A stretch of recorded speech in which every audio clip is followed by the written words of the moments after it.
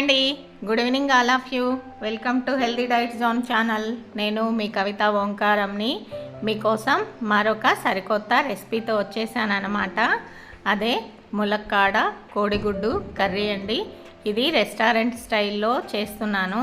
ఇది తినటానికి చాలా టేస్టీగా ఉంటుందన్నమాట. చూడటానికి కూడా ఎమ్మిగా కనిపిస్తుంది కదా. ఇది రోటీలేకి కానీ చపాతీలేకి కానీ అలాగే రైస్లేకి కూడా చాలా బాగుంటుంది. జీరా రైస్, టమాటా రైస్ ఇలాంటి రైస్ ఐటమ్స్లోకి కూడా దీన్ని ట్రై చేయొచ్చు. మరి ఇంకెందుకు ఆలస్యం, నేరుగా వీడియోలకి వెళ్ళిపోదాం. దీనికోసం 4 ములక్కాడలు, 4 కోడిగుడ్లు తీసుకున్నానండి. మీరు ఎక్కువ క్వాంటిటీలో కావాలనుకుంటే ఎక్కువ చేసుకోవచ్చు అన్నమాట. ఇక్కడ నేను సన్నగా తరిగి పెట్టుకున్న టమాటాలు, ఉల్లిపాయలు, ఎండుమిర్చి, బిర్యానీ ఆకు, దాల్చిన చెక్క, అల్లం, యాలకులు, లవంగాలు, మిరియాలు, తెల్లగడ్డలు, అలాగే కొన్ని జీడిపప్పులు గ్రేవీ కోసం తయారు చేసి పెట్టుకున్నాను అన్నమాట. అన్నీ సన్నగా కట్ చేసి పెట్టుకున్నానండి. ఇప్పుడు ఒక బాండి తీసుకొని అందులో 1 టేబుల్ స్పూను ఆయిల్ వేసి బాగా వేడైన తర్వాత ఈ కట్ చేసి పెట్టుకున్న ముక్కలన్నిటినీ కూడా ఆ బాండిలో వేస్తున్నాను అన్నమాట. వీడియోను చివరి వరకు చూడండి.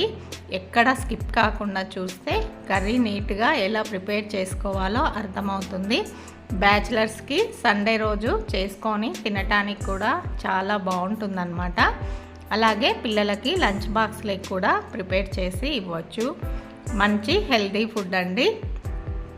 చాలామంది నన్ను ఈ మధ్య వీడియోలు పెట్టట్లేదని అడుగుతున్నారండి. మేము రీసెంట్గా వేరే ఊరికి ట్రాన్స్ఫర్ అవ్వడం జరిగిందండి. దానివల్ల కొన్ని టెన్షన్స్ తోటి పెట్టలేకపోయాను. ఇంక నుంచి కంటిన్యూ అప్డేట్ ఇస్తానన్నమాట. ఇప్పుడు అందులో 1/2 గ్లాస్ వాటర్ వేసి మూత పెట్టేసి బాగా మగ్గించుకోవాలి. చూడండి, ఇప్పుడు బాగా మగ్గిపోయాయి అన్నమాట. వీటిని ఒక 10 నిమిషాలు చల్లారబెట్టుకోవాలి. ఇక నుంచి రెగ్యులర్ అప్డేట్స్ వస్తాయన్నమాట. వీడియోస్ అన్నీ కూడా కర్రీస్ నేను అలాగే మంచి మంచి వీడియోస్ అన్నీ పోస్ట్ చేస్తుంటాను. నా ఛానల్ని చూస్తూ ఉండండి, ఫాలో అవ్వండి. ఇప్పుడు వాటిని మిక్సీ జార్లోకి ట్రాన్స్ఫర్ చేసుకొని బాగా మెత్తటి పేస్ట్ లాగా చేసుకోవాలండి. చిన్న చిన్న టిప్స్ పాటిస్తూ చేస్తే గ్రేవీ చాలా బాగుంటుంది, టేస్ట్గా ఉంటుందన్నమాట. చూడండి, ఇప్పుడు మనము మిక్సీలో పేస్ట్ పట్టేసుకున్నాము. అదే బాండీని స్టవ్ మీద పెట్టేసి మళ్ళీ 1 టేబుల్ స్పూను ఆయిల్ యాడ్ చేసుకోవాలండి. చూడండి, నేను అదే బాండీ పెట్టి ఆయిల్ యాడ్ చేశాను అనమాట. గ్రేవీ చేసుకోనే కాబట్టి అదే బాండీని కూడా యూస్ చేసుకోవచ్చు. మీకు నచ్చకపోతే వేరే బాండీలు కూడా చేసుకోవచ్చు అనమాట. ఇప్పుడు దీనికోసం మనము 1 by 1 ఇంగ్రీడియంట్స్ అనేది చెప్తానండి. సన్నగా అన్నీ కట్ చేసి పెట్టుకున్నాను అన్నమాట. ముందుగా సన్నగా తరిగి పెట్టుకున్న ఉల్లిపాయలు, పచ్చిమిరపకాయలు వేసి బాగా వేయిస్తున్నానండి. ఇవి పచ్చివాసన పోయే వరకు వేయించాలన్నమాట.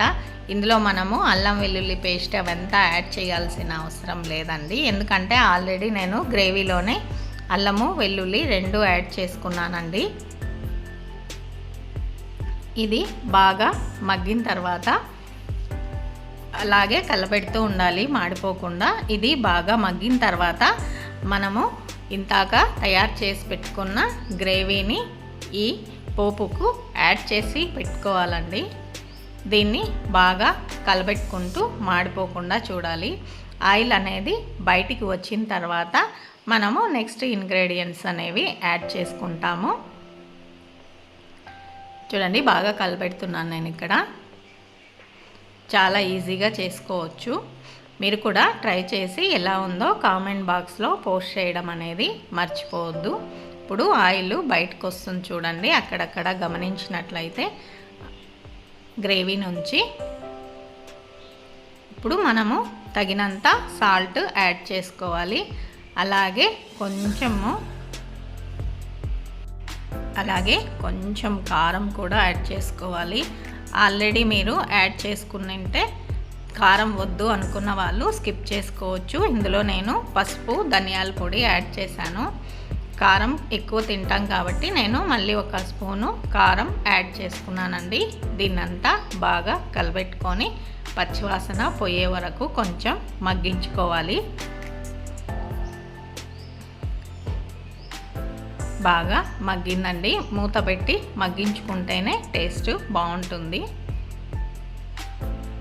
ఒక 5 మినిట్స్ తర్వాత మళ్ళీ మూత తీసేసి మళ్ళీ కలబెట్టుకోవాలి.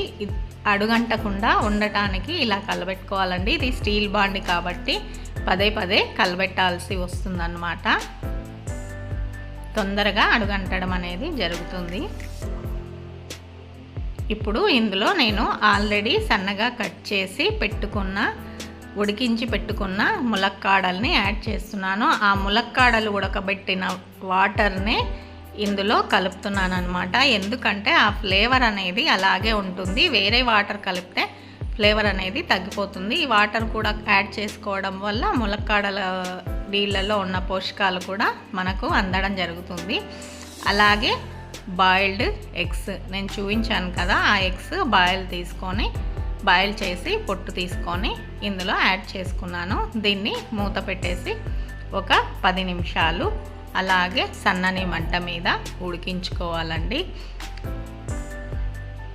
చూసారు కదా, ఇప్పుడు బాగా ఉడుకు పట్టినట్టు మూత పైనే మనకు తెలుస్తుంది. దీన్ని కలబెట్టేసి ఆఫ్ చేసేసుకొని కొత్తిమీరతో గార్నిష్ చేసుకొని సర్వ్ చేసుకోవడమే అండి. చాలా టేస్టీగా ఉంటుంది. మీరు కూడా ట్రై చేసి కామెంట్ బాక్స్లో ఎలా ఉందో పోస్ట్ చేయడం మర్చిపోవద్దండి. ఇంకా మంచి వీడియోల కోసం నా ఛానల్ని సబ్స్క్రైబ్ చేసుకోండి. Thank you for watching. మళ్ళీ మరొక వీడియోతో మళ్ళీ కలుసుకుందామండి. అంతవరకు సెలవు. నమస్తే.